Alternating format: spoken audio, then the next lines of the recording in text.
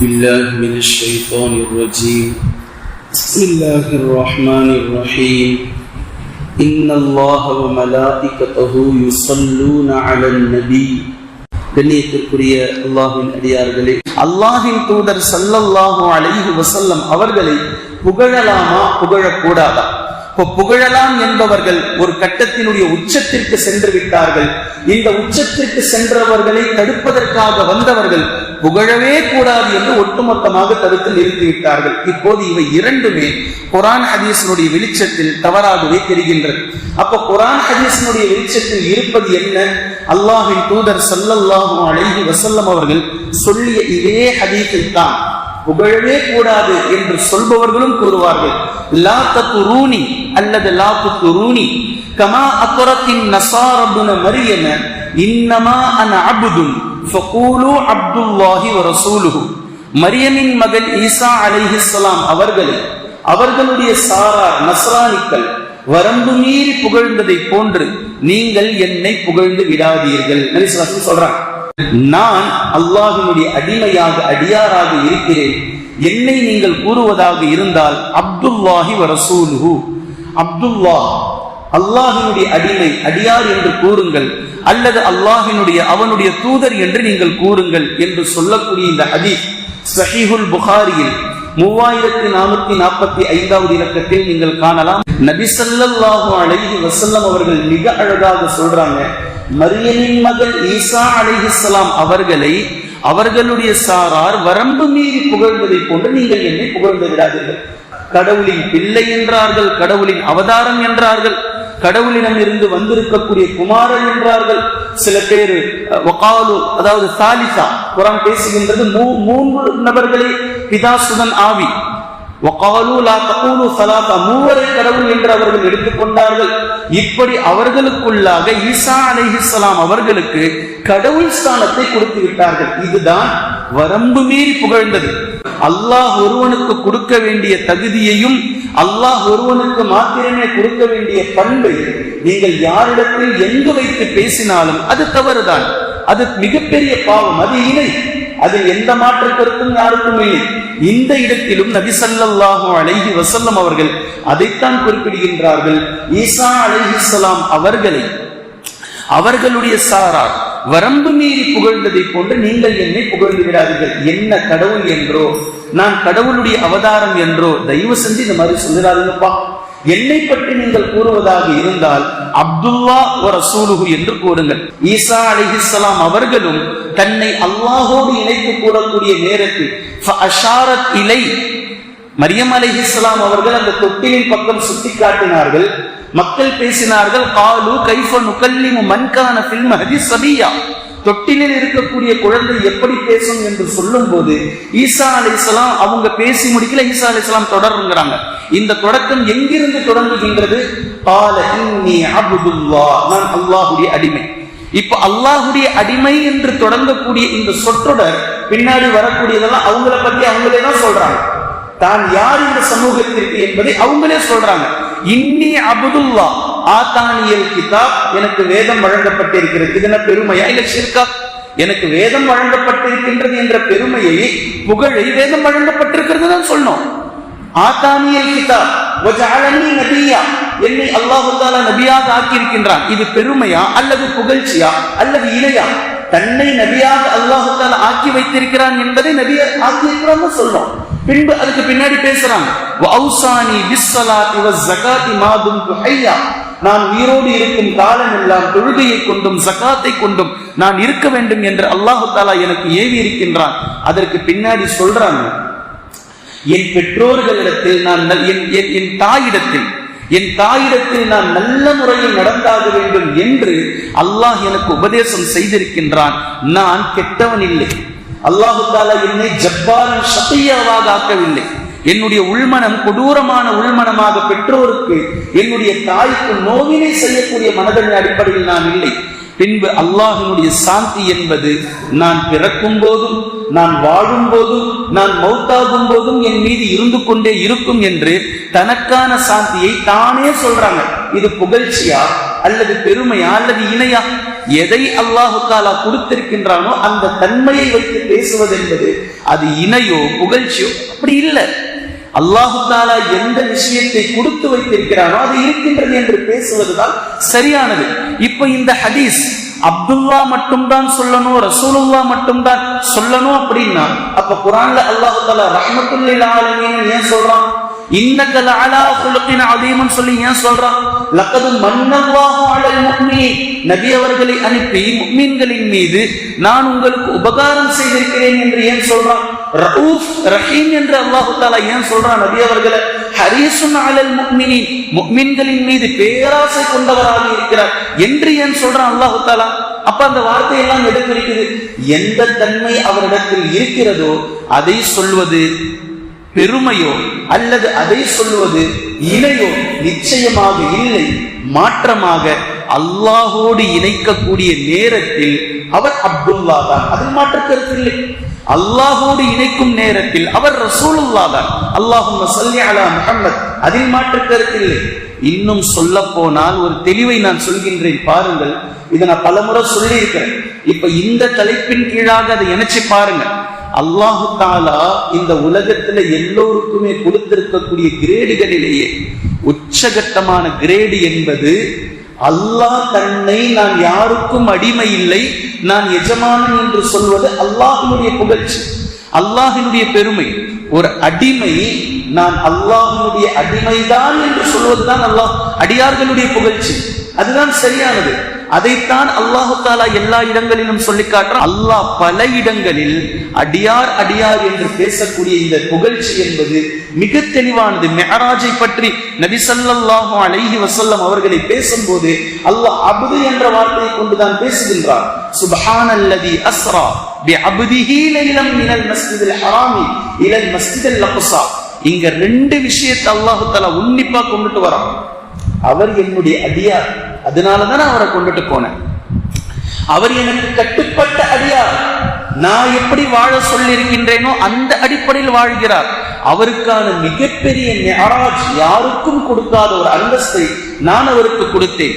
அதே நேரத்தில் அப்படியே அதனுடைய ரிவைஸ், இவ்வளோ பெரிய அந்தஸ்தை அடைந்து விட்டதினால் அவர் கடவுளுடைய அந்தஸ்தை அடையவில்லை, அவர் அபுதுதான்.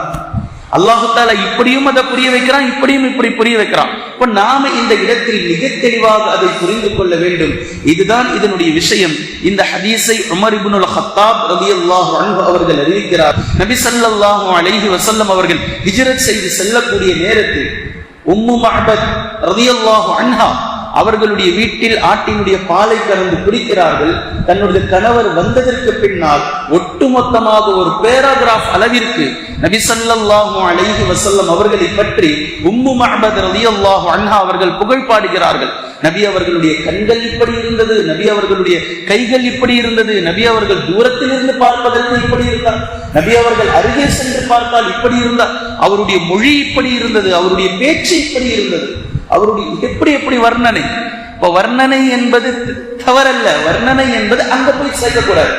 அல்லாஹ் எந்த தன்மையை நபி அவர்களுக்கு கொடுக்கவில்லையோ, நபி அவர்களுக்கு மாத்திரம் அல்ல, யாருக்கும் எந்த தன்மையை அல்லாஹ் தஆலா கொடுக்கலையோ அந்த தன்மையை வைத்து பேசக்கூடாது. இதை நாம் தெளிவாக புரிந்து கொள்ளக்கூடிய இரண்டு அம்சங்களில் புரிந்து கொண்டால் நாம் விளங்கிக் கொள்ளலாம். ஒன்று ஹல்க், மற்றொன்று வஸ்ஃப். இது தெளிவா புரிஞ்சுக்கணும். ஹல்க் என்பது படைப்பு, வஸ்ஃப் என்பது அந்த படைப்பிடத்திலே இருக்கக்கூடிய தன்மை. இப்போ அல்லாஹ் தஆலா நம்மை படைத்திருக்கிறான், நாம் மஹ்லூக். அல்லாஹ் ஒருவன் மட்டும்தான் ஹாலிக், அவனை தவிர உலகத்தில் எல்லாமே மஹ்லூக். இந்த மஹ்லூக்கை நாம் புகழ்வதோ வர்ணிப்பதோ எந்த வகையிலும் ஷிர்க். ஒரு படைப்பை பார்த்து நாம் புகழ்கின்றோம். இந்த மரம் எவ்வளவு உயரமா இருக்குல்ல, இந்த பூ எவ்வளவு அழகா இருக்குல்ல, இந்த பூல வாசனை எவ்வளவு சூப்பரா இருக்குல்ல, படைப்பு. அது எப்படி படைக்கப்பட்டிருக்கின்றது என்று பார்த்தவுடன் நம் கண்களை கவருவதை நாம் சொல்கின்றோம். இது ஷிர்க் அல்ல, மாற்றமாக இதுவும் நீங்கள் அல்லாஹ்வை புகழ்வதனுடைய ஒரு வடிகால். அல்ஹம்துலில்லாஹி ரப்பில் ஆலமீன். நீங்கள் ஒரு மரத்தை புகழ்ந்தாலோ, நீங்கள் ஒரு பூவை புகழ்ந்தாலோ, இந்த புகழ்ச்சி எல்லாம் இதை யார் உருவாக்கி செய்து கொண்டிருக்கின்றானோ, எவன் படைத்தானோ அது டைரக்டாக அவனுக்கானதுதான். இப்போ ஹல்கை, படைப்பை, படைக்கப்பட்ட பொருளை நீங்கள் புகழ்வதென்பது எந்த விதமான மாற்றத்தையும் கொடுக்காது. அதே போன்று இரண்டாவது வஸ்ஃப். படைக்கப்பட்ட பொருளிலோ அல்லது படைக்கப்பட்ட மனிதரிடத்திலோ அல்லது படைக்கப்பட்ட வானவர்களிடத்திலோ அல்லது படைக்கப்பட்ட ஜின்களிடத்திலோ எல்லாமே மக்லூக் தான். படைக்கப்பட்ட விதங்கள் வெவ்வேறானது, படைக்கப்பட்டவர்களில் இருக்கக்கூடிய வஸ்ஃப் தன்மைகள் வெவ்வேறானது. இப்ப இந்த தன்மையை நீங்கள் தாராளமாக புகழலாம். அந்த தன்மை அந்த நபரிடத்தில் அந்த பொருளிலே இருக்க வேண்டும். இல்லாததை புகழ்வதைத்தான் குர்ஆன் எதிர்க்கிறது. இல்லாததை புகழ்வதை தவிர்க்கிறது. அதுல யாருக்கும் மாற்று கருத்து இல்லை. இல்லாததை நீங்கள் சொல்லக்கூடாது. அல்லாஹு தஆலா ஜிப்ரீல் அலைஹிஸ்ஸலாம் அவர்களிடத்தில் என்ன இருக்கின்றதோ அதை கொண்டு புகழாகாரம் சூட்டுகின்றான். அல்லாஹ்வே படைத்த அல்லாஹ்வை புகழ்கின்றான். இது அல்லாஹ்வுடைய மிகப்பெரிய பெருந்தன்மை. ஜிப்ரீல் அலைஹிஸ்ஸலாம் அவர்கள் அழகானவர்கள் என்று அல்லாஹ் பேசுகின்றான். ஜிப்ரீல் அலைஹிஸ்ஸலாம் அவர்கள் ஜூமிர்ரா என்றால் நுண்ணறிவாளர் என்று பேசுகின்றான். அல்லாஹ்வை விட நுண்ணறிவாளன் வேறு யாரும் இல்லை. ஜிப்ரீல் அலைஹிஸ்ஸலாம் அவர்களுக்கு கொடுக்கப்பட்ட நுண்ணறிவு அல்லாஹ்வின் புறத்திலிருந்து வழங்கப்பட்டது. அல்லாஹ்வை விட அழகானவன் யாரும் இல்லை. ஜிப்ரீல் அலைஹிஸ்ஸலாம் அவர்களுக்கு கொடுக்கப்பட்டிருக்கக்கூடிய அழகு என்பது அல்லாஹ்வின் புறத்திலிருந்து கொடுக்கப்பட்டிருக்கின்றது. என்றாலும் அல்லாஹ் தஆலா ஏன் இப்படி பேசுகின்றான்? யாரிடத்தில் எந்த தன்மை இருக்கின்றதோ அந்த தன்மையை கொண்டு அவரை புகழ்ந்து சந்தோஷப்படுத்துவது என்பது அல்லாஹ்விடத்தில் இருக்கக்கூடிய ஒரு அழகான வழிமுறை. இதை நபி ஸல்லல்லாஹு அலைஹி வஸல்லம் அவர்களும் செய்திருக்கிறார்கள். மலையின் மீது ஏறக்கூடிய நேரத்தில் 2 சுஹதாக்களும் ஒரு சித்தியத்தும் இருக்கிறார் என்று அவர்களுடைய பெயரை சொல்லாமல் அவர்களுக்கு எந்த கிரேட் இந்த இஸ்லாத்தில் இருக்கிறதோ அந்த கிரேடை கொண்டு ஏன் நபி அவர்கள் புகழாதாரம் சூட்டுகிறார்கள்? எந்த தன்மை யாரிடத்தில் இருக்கிறதோ அந்த தன்மையை கொண்டு அவரிடத்தை புகழ்ந்து அவருக்கு சந்தோஷப்படுத்தி அவரை பாராட்டி பேசுவது என்பது நபி ஸல்லல்லாஹு அலைஹி வஸல்லம் அவர்களுடைய ஒரு அழகான சுன்னா. சில சஹாபாக்களுடைய வீரத்தை பாராட்டி இருக்கிறார்கள், சில சஹாபாக்களுடைய தக்வாவை பாராட்டி இருக்கிறார்கள், சில சஹாபாக்களுடைய ஈமானை பாராட்டி இருக்கிறார்கள், சில சஹாபாக்களுடைய கிராத்தை பாராட்டி இருக்கிறார்கள், சில சஹாபாக்களுடைய எழுத்தையும் இல்மையும் அவரவர்களுடைய தகுதிக்கு ஏற்ப எந்தெந்த சஹாபாக்களிடத்தில் எந்த தன்மை இருந்ததோ அந்த தன்மையை பாராட்டி புகழ்ந்து நபி ஸல்லல்லாஹு அலைஹி வஸல்லம் அவர்கள் பேசி இருப்பதை நாம் ஹதீஸ்களிலே பார்க்கிறோம். எனவே கண்ணியத்திற்குரிய அல்லாஹ்வின் அடியார்களே, இந்த 2 தன்மையை நாம் புரிந்து கொள்ள வேண்டும். படைக்கப்பட்ட விஷயத்தில் நீங்கள் புகழ்வது, நாம் படைக்கப்பட்டவன் இருக்கக்கூடிய அந்த படைப்பை நீங்கள் புகழ்வது, அது படைப்பாளனையே போய் சேரும். இரண்டாவது வஸ்ஃப், எந்த தன்மை அந்த படைக்கப்பட்ட பொருளில் மனிதனில் இருக்கிறதோ ஒருவரில் இருக்கிறதோ அதை புகழ்வதை கொண்டு எந்த விதமான தவறும் இல்லை. அந்த அந்த புகழ்ச்சி அந்த தன்மை அவரிடத்தில் இருக்க வேண்டும். இல்லாததை புகழக்கூடாது. இதுல கவனமா இருக்கணும். அந்த மனிதரிடத்தில் எந்த பண்பு இல்லையோ எந்த வஸ்து இல்லையோ அதை கொண்டு புகழக்கூடாது. இதில் கவனமா இருக்கணும். இப்போ இந்த 2ஐ தான் நபி ஸல்லல்லாஹு அலைஹி வஸல்லம் அவர்கள் அங்கு டாபிக்கா கொடுக்கறாங்க. என்ன டாபிக்? அப்துல்லான்னு சொல்றாங்க. இது ஹல்க், நான் மனிதனாக படைக்கப்பட்டேன் என்று சொல்வதை காட்டிலும் நான் அல்லாஹ்வுடைய அடிமையாக படைக்கப்பட்டிருக்கிறேன் என்று சொல்வதுதான் ஒரு அடியாருடைய அழகு.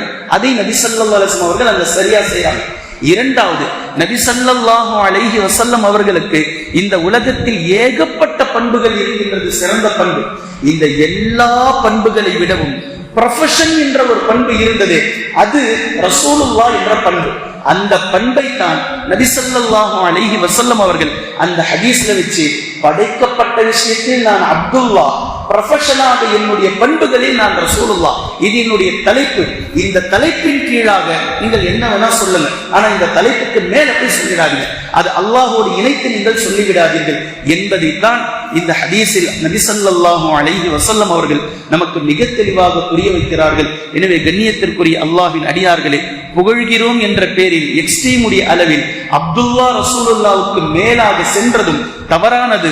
புகழக்கூடாது என்ற பெயரில் அப்துல்லா ரசூலுல்லா என்பதற்கு கீழாக நபி ஸல்லல்லாஹு அலைஹி வஸல்லம் அவர்களை புகழாமலேயே விட்டுவிட்டதும் தவறானது. எனவே நபி ஸல்லல்லாஹு அலைஹி வஸல்லம் அவர்களுடைய கண்ணியத்தை குர்ஆன் சுன்னாவினுடைய அடிப்படையில் எந்த புகழாதாரம் இருக்கின்றதோ எந்த தன்மை இருக்கின்றதோ அதை பேசுவதில், அதை புகழ்வதில், நபி அவர்களை கண்ணியப்படுத்துவதில் எந்த விதமான தவறும் இல்லை என்பதை நாம் நிதானமாக இந்த இடத்தில் பொது சிந்தனையோடு விளங்கிக் கொண்டால் எந்த பிரச்சனையும் இந்த இடத்தில் இல்லை. நபி ஸல்லல்லாஹு அலைஹி வஸல்லம் அவர்களுடைய கண்ணியம், அவர்களுடைய புகழாதாரம் நாம் உயர்த்த வேண்டிய எந்த அவசியமும் இல்லை. மாற்றமாக வரஃபஅனா லக திக்ரக், அல்லாஹ்வே நபி ஸல்லல்லாஹு அலைஹி வஸல்லம் அவர்களுடைய புகழை கியாமத் நாள் வரை உயர்த்தி வைத்திருக்கின்றான். கியாமத்திற்கு பின்பும் உயர்த்துவான். சொர்க்கத்திலும் நபி ஸல்லல்லாஹு அலைஹி வஸல்லம் அவர்களுடைய நபி ஸல்லல்லாஹு அலைஹி வஸல்லம் அவர்களுடைய புகழை அல்லாஹு தஆலா அந்தஸ்தை உயர்த்தித்தான் வைத்திருக்கின்றான். எனவே நபி ஸல்லல்லாஹு அலைஹி வஸல்லம் அவர்களின் மீது அளவுக்கு அதிகமாக நாம் ஸலவாத்தை சொல்வோம், அளவுக்கு அதிகமாக ஸலவாத்தை சொல்வோம். இந்த ஸலவாத்தின் மூலம் நாளை மறுமை நாளையில் நபி ஸல்லல்லாஹு அலைஹி வஸல்லம் அவர்களுடைய நெருக்கத்தை பெறக்கூடிய நல்லடியார்களுடைய பட்டியலில் அல்லாஹு தஆலா நம்மை சேர்த்தருள் புரிவானாக. குர்ஆனையும் ஹதீஸையும் தெளிவாக விளங்கக்கூடிய நன்மக்களாகவும் அதை நடைமுறைப்படுத்தக்கூடிய மக்களாகவும் அல்லாஹ் நம்மை ஆக்குவானாக. சுப்ஹானல்லாஹும்ம பிஹம்திக அஷ்ஹது அல்லா இலாஹ இல்லா அன்த அஸ்தக்ஃபிருக வ அத்தூபு இலைக்.